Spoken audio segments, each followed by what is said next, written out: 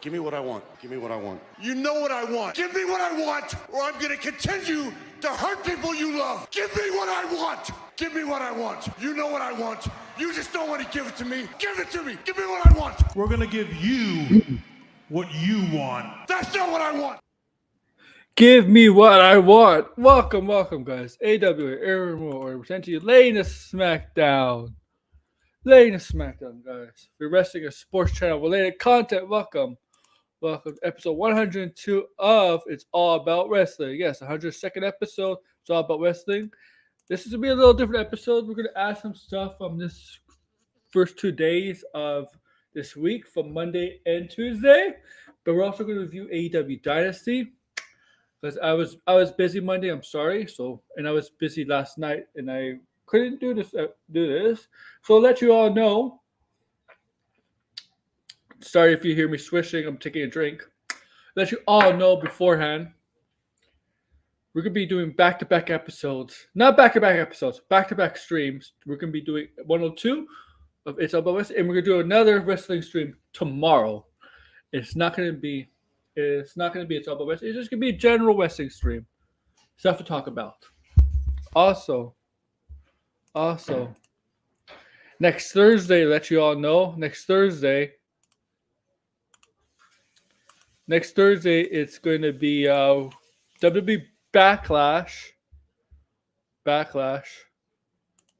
prediction show next Thursday. And the Saturday, following the Saturday, not this Saturday, but the Saturday following, we're going to do a watch along for Backlash in France, Paris, France. WrestleMania Backlash in Paris, France. So, let you all know that's going to be an earlier stream, not a night stream. It's going to be an afternoon stream. Let you all know beforehand. Okay? And I'll remind you guys at the end of the show and next week.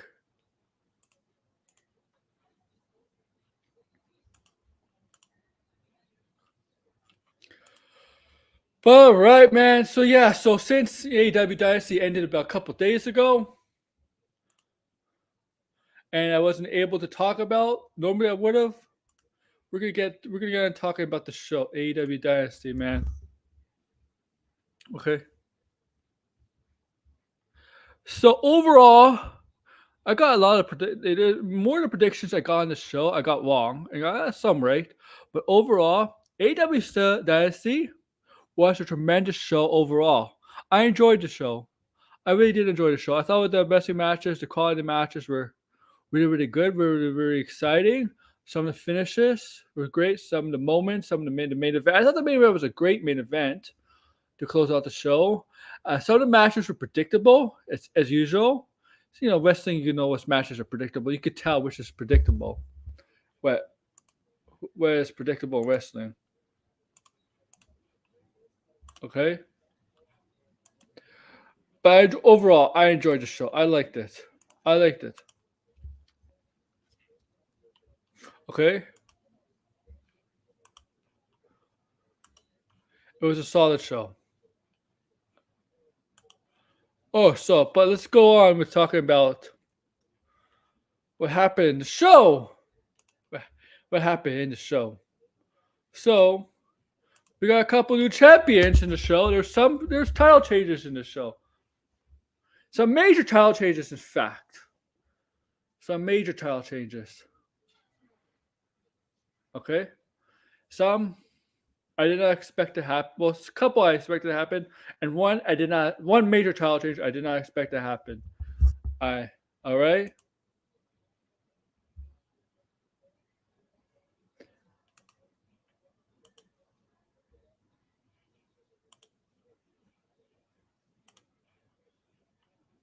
All right, man.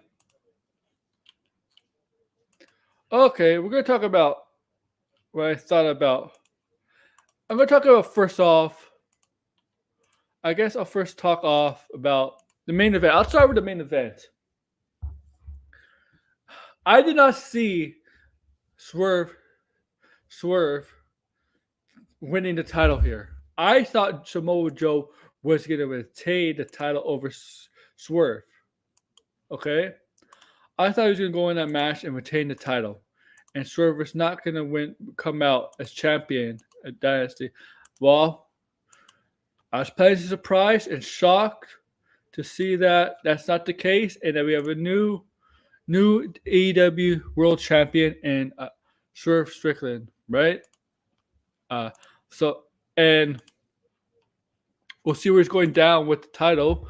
Now, the way it ended, I like the ending. I really like the ending. It was a total shock. Powerbomb, then the stomp off the turnbuckle. 1, 2, 3. I did not see that coming. I thought Samoa Joe was going to move out of the way out of that because Swerve took his time on the turnbuckle.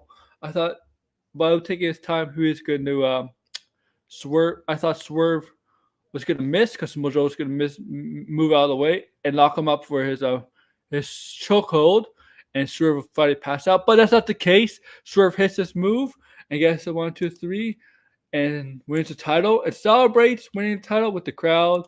And yeah. And so we have a new AEW World Champion, Crown the Dynasty.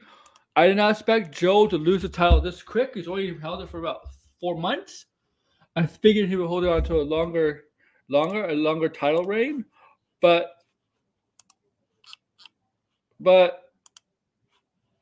he is moving on as champion now, as Swerve is, and we'll see where Samoa Joe goes from here.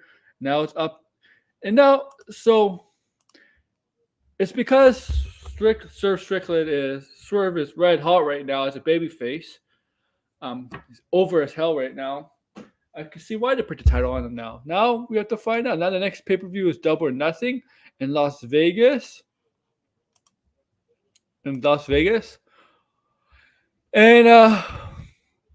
we'll see where he goes from there. I assume he's going to defend his title. Will it be a rematch of Samoa Joe? I don't know.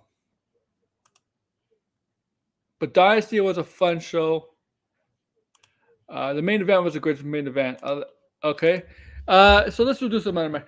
The Young Bucks. Young Bucks defeating FTR to become the tag team champions, to win the vacant tag team champions in the ladder match. I'm not surprised the way it ended, and not surprised how it ended, and not surprised the Young Bucks became champion. I think we all had an idea that the way that match was going to end, it was going to be in some way that Jack Perry was going to return and cost the FTR the tag team titles. I think everybody was watching AEW and going into and previewing that match had basically the same idea, the same thought, same prediction of what's going to happen in that match, and there was no surprise there. It wasn't one of those things where they surprised us. It was just too obvious, too evident. It was not a smoke screen. It was definitely fire to it. And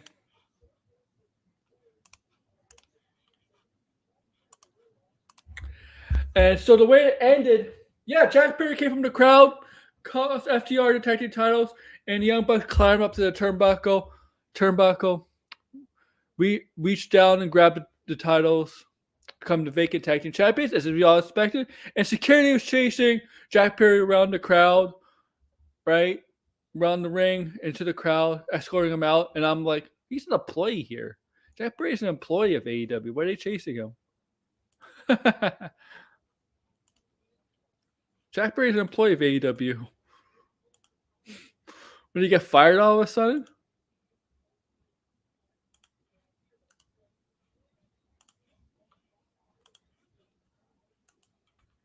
But so the Young Bucks, and we'll Jack Perry. We'll see what happens with Dynamite tonight. Dynamite is tonight, guys, so that you all know. And what could this mean? Will Jack Perry show up at Dynamite with the Young Bucks? Will Jack Perry, will the Young Bucks invite Jack Perry to join their elite group with Okada? Will Jack Perry join for helping them become the vacant tag team champions? Will they offer him the invitation to join their faction? Will they?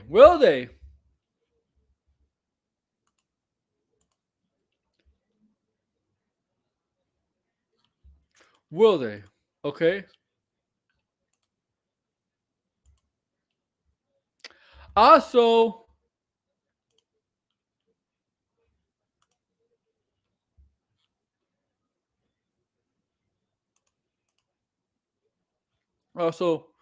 another title change was Willie Nightingale defeating Julia Hart to become the TBS Women's Champion. And to me, a surprisingly short match. I don't know what the time of that match was. Let me see the time of that match. How long that match went. The length of that match. Because I felt that was a short match, just a very short match. Let me go find it.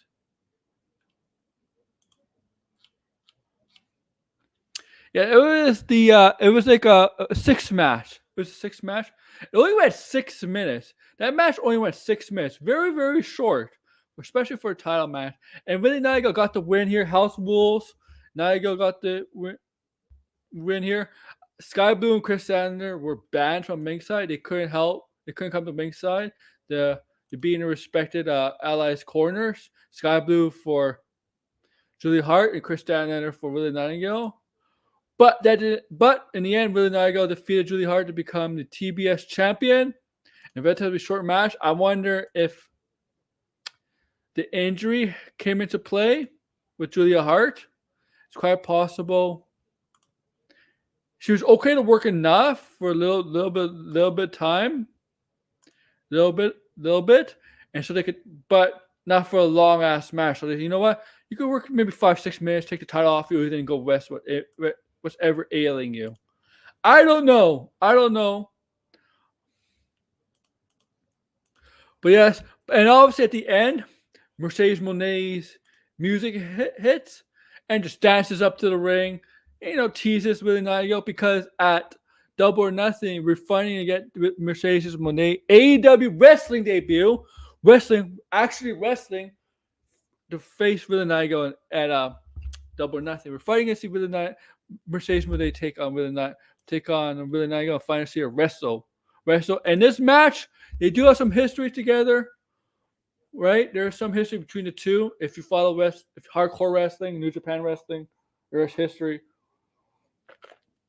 Casual fans probably won't know much, but AEW fans hardcore wrestling fans will know.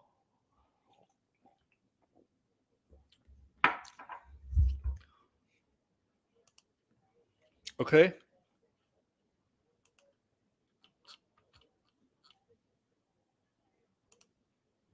That you all know. And I predicted that was going to happen.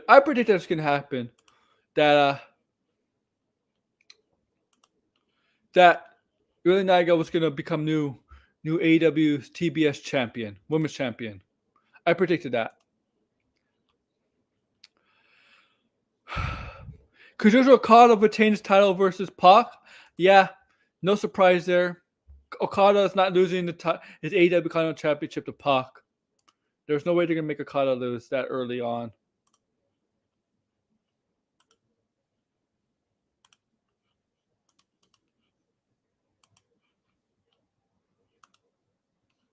Okay.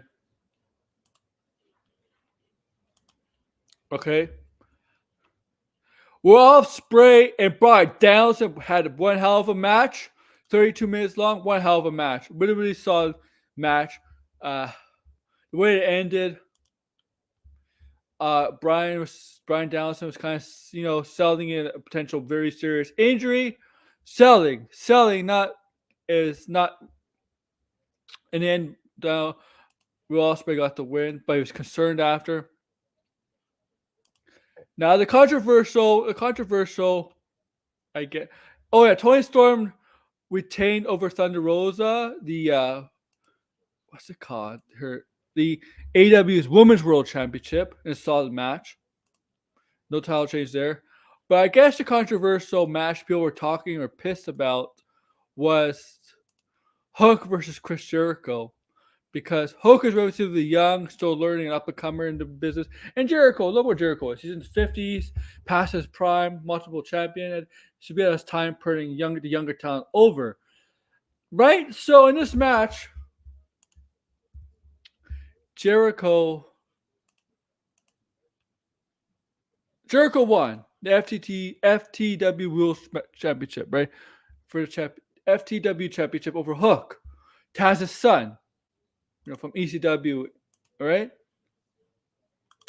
People are upset at the fact that they had Jericho win this match because, oh my God, why did it make Jericho win this match? He showed that Hook retain and put others over.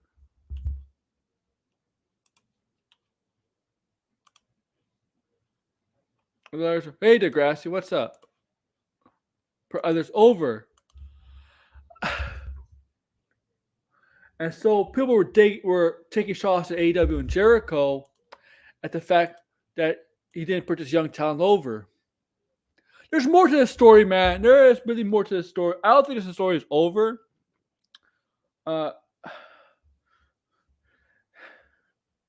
I see but we'll see, man. I don't know if it's I don't know if it's as big as people think. People just like to start crap on the internet, but some of the smallest things ever. That's about all I want to talk about, man. For AEW Dynasty. Good show. Really good show. Really good show. And remember, the next one is Double or Nothing in Vegas in May. Remember, we got our match set for that. Mercedes Moné and Willie Nightingale. And then, yeah, that's all the matches officially set. All right, let's go to Raw. Okay, as you remember, last week on Raw, unfortunate circumstances, a sad day for Rhea Ripley. Now, we got word before Raw that Rhea Ripley may have to vacate the title due to injury. Well, it turns out that was all true, and she kicked off Raw, and not crying, not sobbing, not anything, not whining about it, but pissed off about it. Pissed off, but also making threats and promises. She's going to get the title back. She did vacate the title, and she'll be off TV for maybe 3 months. 3 months, not long. Maybe so she won't be off TV that long. It looks like this. What she suffered with the shoulder is not. It's a middle term injury. Nobody uses middle term injuries. I use short term, long term, but I guess the WWE is long enough for them to take the title off of her. Okay, and so last week on Raw, they announced that this week on Raw, there's going to be a battle royal for that vacant title, right?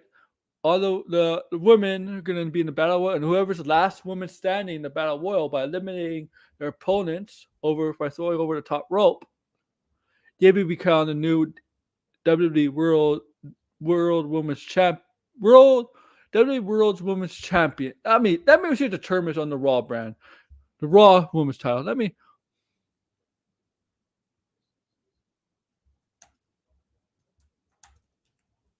Because I don't want to fucking screw it. Oh, it's on here.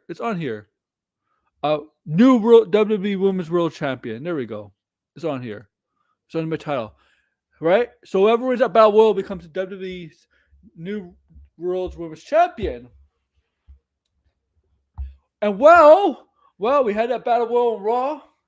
And not as planned, not as scheduled, because this was not planned to schedule.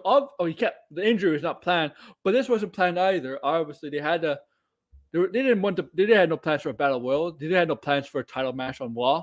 But unfortunately, circumstances set this all up. And well, we got a new WWE Women's World Champion, outlasting all the other women who were involved in the battle royal. Becky Lynch. Let me get a picture up for you guys.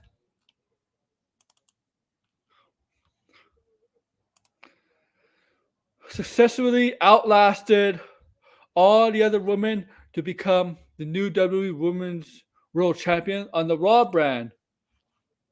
And I seen this before I get into my thoughts. I seen this upset people too on Twitter, on X the other day.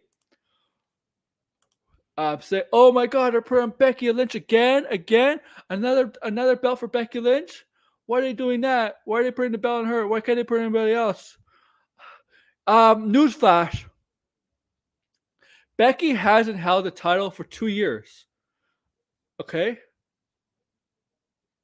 she hasn't held the main roster title for 2 years. Last time she held the main roster title was WrestleMania in 2022. So she hasn't had a main roster title in 2 years. Okay? Okay. Second of all, she wasn't planning to come back for a little bit. She was planning to take a break because of her book press tour, right? She has a biography that came out, and she's planning to do some book touring, right? She goes on the tour for a book, go to cities, sign autographs for the book and stuff. She was taking a little break, and her contract is almost up. Maybe maybe they want to give her a title. Maybe you know what? We're going to give you the title here, and maybe this is a way of saying make her happy to have her resign with WWE, right? There's another bonus here. We want you to resign with WWE. I hear on that thought. I think she's going to resign with WWE, title or no title. Okay, I don't think she needed a title at all. If she was going to resign with WWE, maybe it's just a little added bonus, a little bit more convincing in their mind. But I think she was going to resign with WWE no matter what. I don't think she was going to leave. And if she does, and ends up in another promotion, there's only other one promotion that could probably afford her, honestly.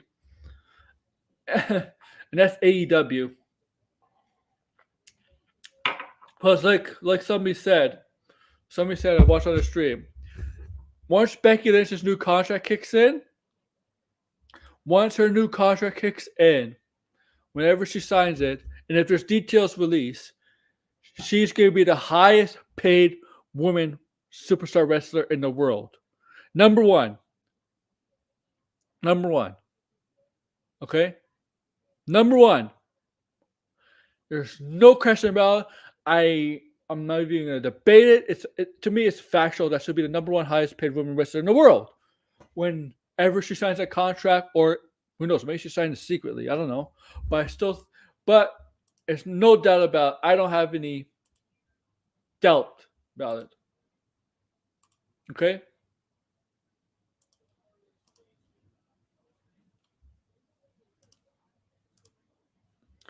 Believe me. Believe that. Okay?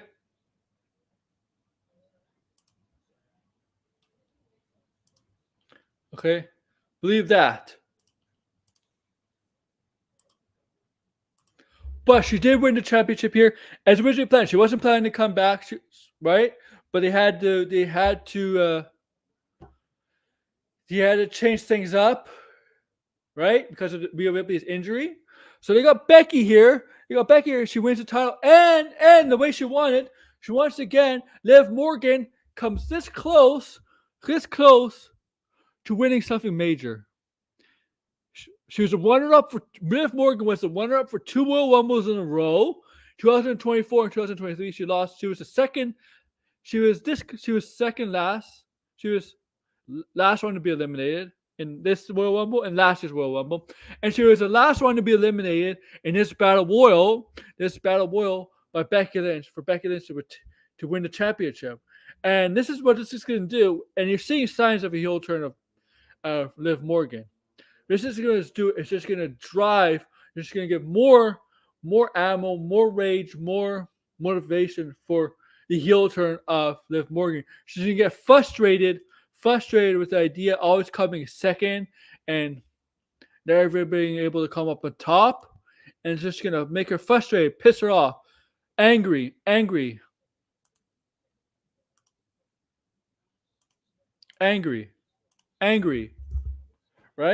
Angry.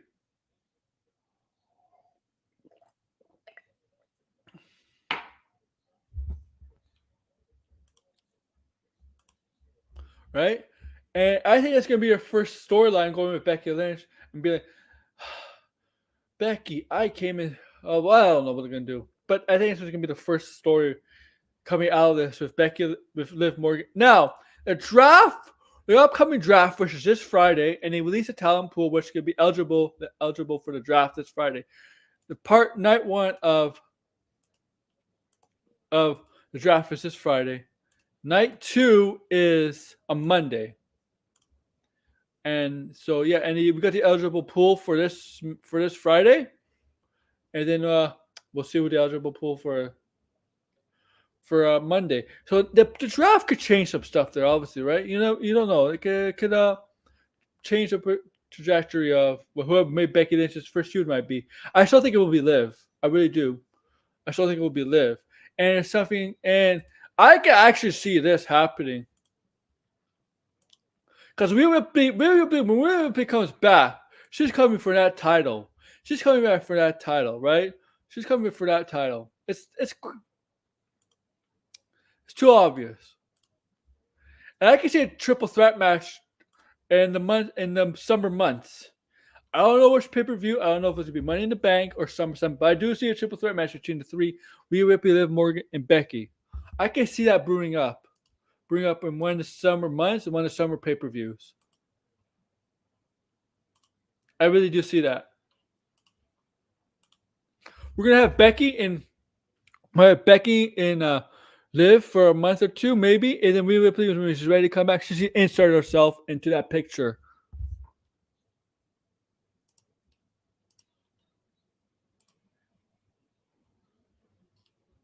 Okay.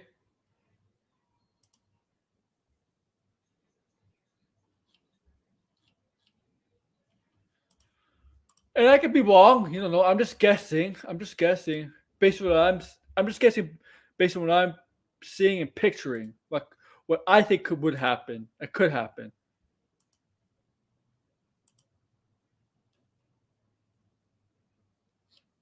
Okay.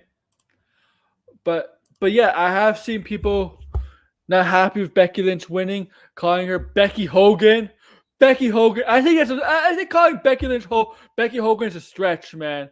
I'm pretty sure like she's not, man. Don't compare to Hulk Hogan. She doesn't have the pole like Hulk Hogan. You really think she has the pole like Hogan does? The power like Hogan does?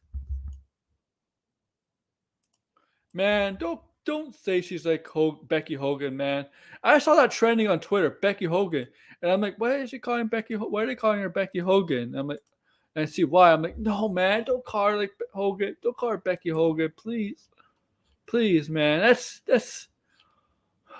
Are people starting to get tired of Becky Lynch? She doesn't have that kind of. She doesn't have the pull. Like Hogan's a different. Hogan is a different stratosphere, man. Please. Becky Lynch has no problem putting others over. She has done that before. Okay.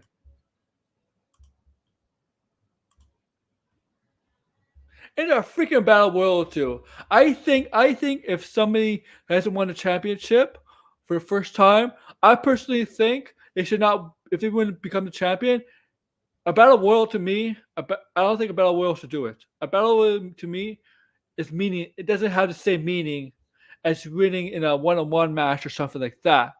I just think it's more not exciting, but more meaningful, more special if you win in a one-on-one match or triple threat or something. Not in a battle royal. I think a past champion who has won the title before, winning in the battle royal is fine. It's fine. But I think if you're on the verge of winning your first world title, I don't think it should be in a battle royal. I think I'd rather. I mean, obviously, you would want to win it no matter what. But I think it would be mean more if it's not in a battle royal. And I know in a battle royal it's harder because you're facing other superstars. But to me, the emotion is not there. The emotion, the story, the atmosphere. You know what I mean? It's not there.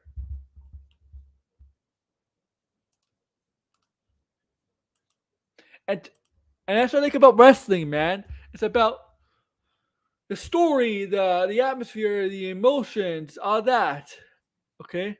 In a battle royal, you don't see that. But in a title match, you see it. You'll see it. A story between two superstars or three superstars or four. You'll see it.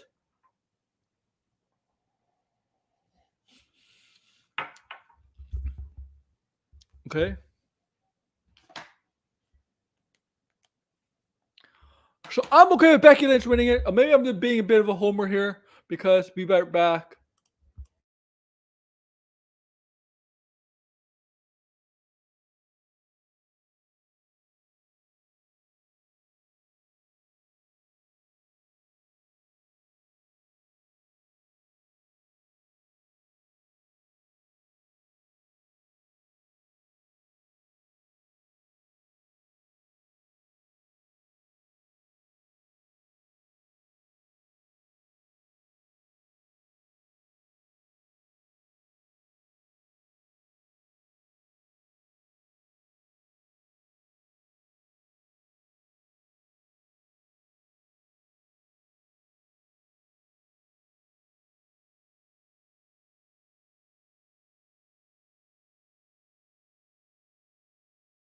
Maybe I'm being a bit of a homer because maybe I have this. Possibly this has to do with it. Yeah, maybe this is the reason why you might accuse me of being a Becky stan, whatever. Hey, I've Charlotte's autobiography too. So shut up.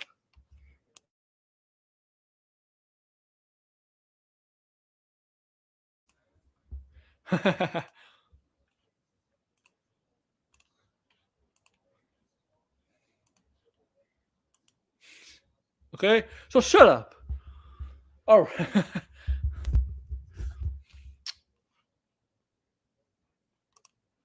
I'm kidding, guys. I'm kidding with you guys. I love you guys. I love you guys. I love you guys.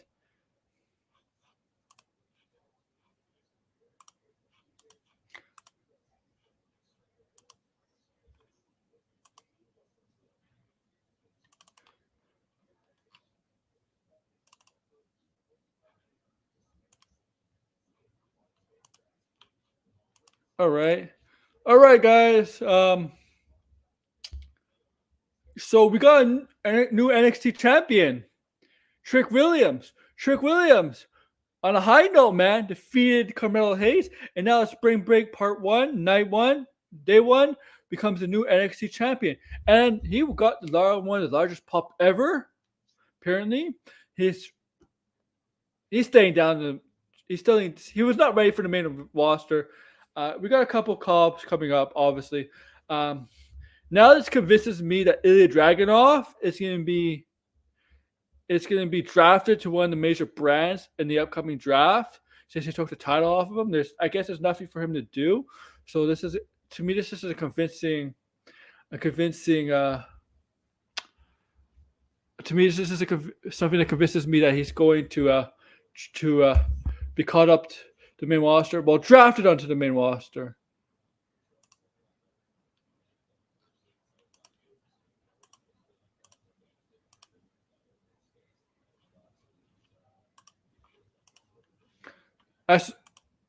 But with Trick Williams now, he's a champion.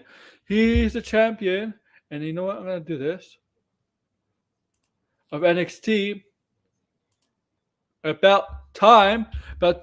He's been in a couple of NXT. Remember, Carmelo Hayes turned on Trick Williams when Trick Williams failed to win the title from Dragunov. This time, Dragunov was able to lose to Trick Williams. I almost said able to win. But to lose to Trick Williams, and Trick Williams wins, pinning Dragunov to become the new NXT champion. So yeah, he's probably staying down NXT. And then Dragunov is probably being caught up. I think Roxanne Perez is staying down for a little bit longer. But I think Lyra Valkyrie, who along with Tatum, what's her name? Presley, they both lost in the triple threat match for the NXT Women's title. So I think Lyra Valkyrie might end up getting drafted to the main roster.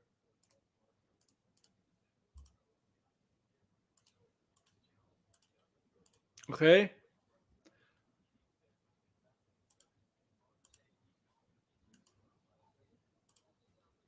Okay, that's what I think is gonna happen. Also, it's gonna be a shorter. It's all about wrestling, guys. Okay, it's gonna be a little bit shorter. Yes, there's not a lot of people on. I mean, obviously, tomorrow we're gonna have a more of a fun show, a longer show.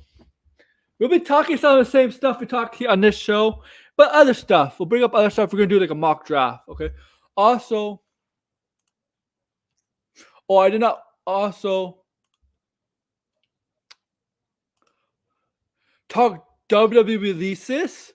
So the WWE has released about 5 or 6 people over the span of since Friday, and they released some people during SmackDown. And the 3 people that got released during SmackDown was Jinder Mahal. Yes, that Jinder Mahal who was champion in 2017. Yeah, that Jinder Mahal. Isaiah Lee, woman wrestler, and something Quinn. I can't pronounce the guy's first name. Quinn. All released during SmackDown was airing, which is pleasantly, shockingly surprising. I never seen that happen before. I see releases. I see shocking releases before. Like, this guy got released? Really? I just never see somebody get released during a show. And obviously they're not on air talent on that show, but still, I never see anybody get released during a show. Also, in this year, who Jinder Mahal was managing, also got released. Quietly, they're gone from WWE. Von Wagner, who has been NXT for a while with Robert Stone. Now, Robert Stone's been moved to a producer role. Since Von Wagner is no longer with WWE, he got released. Also, Cameron Grimes, who wasn't being used on the main roster, got released too. He's gonna go by Trevor Lee. Cameron Grimes, I am not surprised by. They didn't do anything since his call up.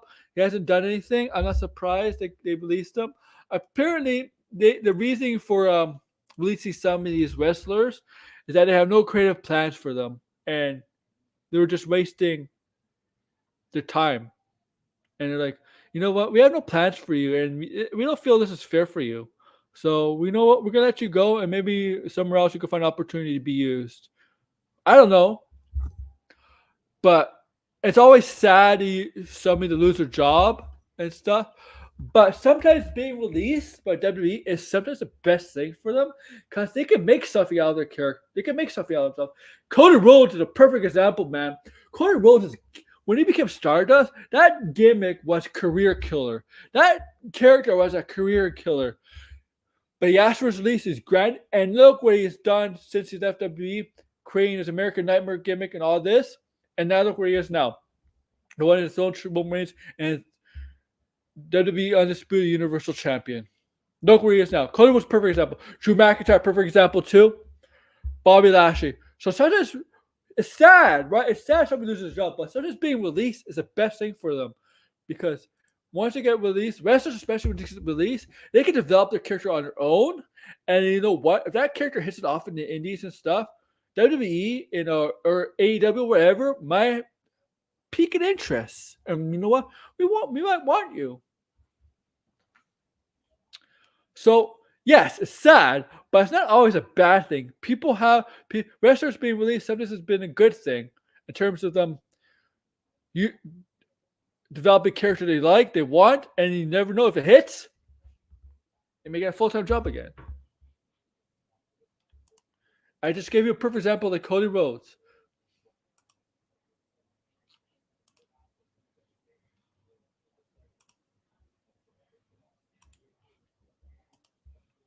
Right?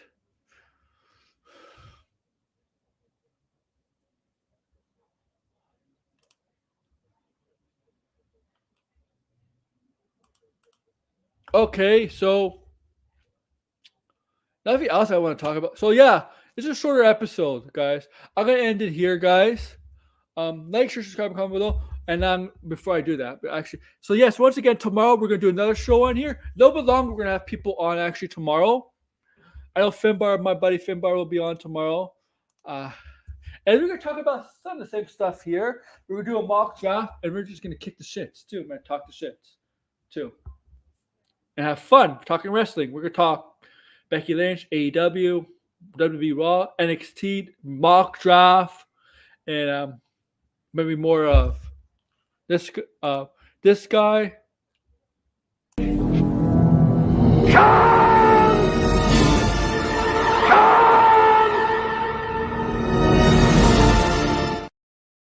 Every time we mention that name, I'm going to use that clip. From now on, every time somebody in the chat, if I read it out, or someone on stream says that name, that's getting pressed.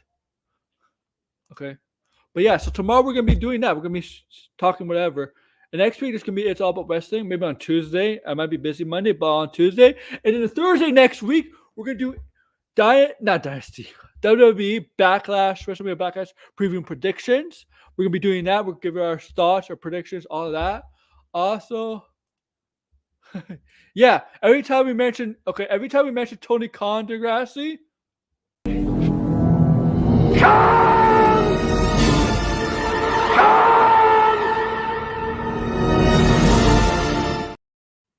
we mentioned that. We mentioned that, all right? So, yeah, and then next Saturday, we're going to be doing another wrestling watch-along for WrestleMania Backlash in Paris, France. That's an earlier show. It's 2 or 3 p.m. Eastern time. So check out your local listings for wherever area you live in. And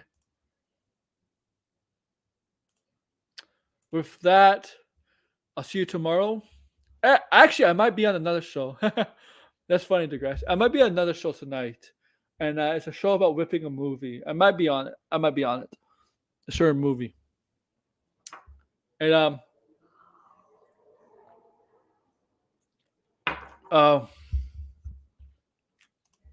so yeah, like, share, subscribe, comment below, guys. Take care, guys. And look out for videos. Okay.